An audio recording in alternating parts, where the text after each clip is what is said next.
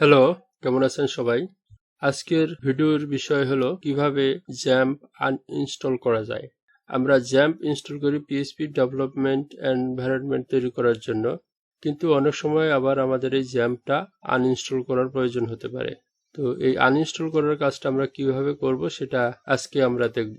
XAMPP uninstall করার জন্য আপনাদেরকে প্রথমে জ্যাম্পের ইনস্টল লোকেশনে যেতে হবে।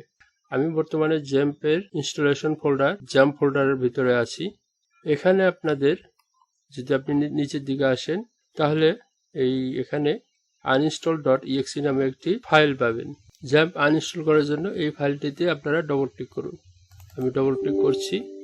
এখানে উইন্ডোজ আপনাকে জিজ্ঞাসা করবে যে সে এটা আনইনস্টল করবে কিনা।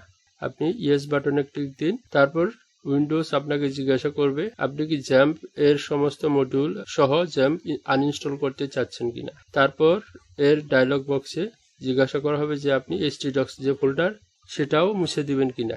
htdocs ফোল্ডারে আপনার সমস্ত পিএইচপি প্রোগ্রাম থাকে, যদি সেটা মুছে দেন আপনার সমস্ত প্রোগ্রাম ডিলিট হয়ে যাবে। আপনি হয়তো এই ফোল্ডারের যে প্রোগ্রাম সেগুলো আপনারা ব্যাকআপ করে দিতে পারেন অন্য একটি ফোল্ডারে। তারপর আপনি ইয়েস বাটনে ক্লিক দিন। দেখুন আনইনস্টল প্রক্রিয়া শুরু হয়ে গেছে। আমার ক্ষেত্রে এই আনইনস্টলের কাজ করতে কিছুটা সময় লাগছে। আনইনস্টল শেষের দিকে। আনইনস্টল কমপ্লিটেড, ওকে বাটনে চাপ দিলাম। দেখুন জ্যাম্প ফোল্ডারটি পুরোপুরি এমটি হয়ে গেল। এই হলো জ্যাম্প আনইনস্টল করার প্রক্রিয়া। ধন্যবাদ।